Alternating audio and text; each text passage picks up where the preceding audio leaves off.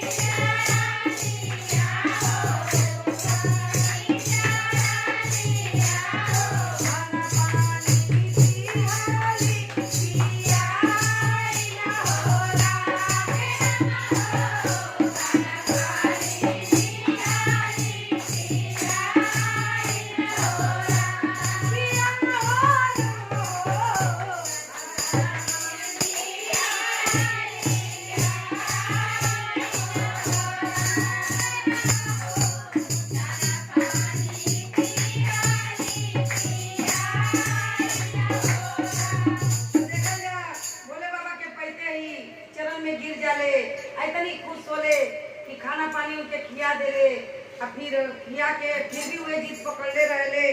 तब फिर भोले बाबा खूब हंस हंस के उसे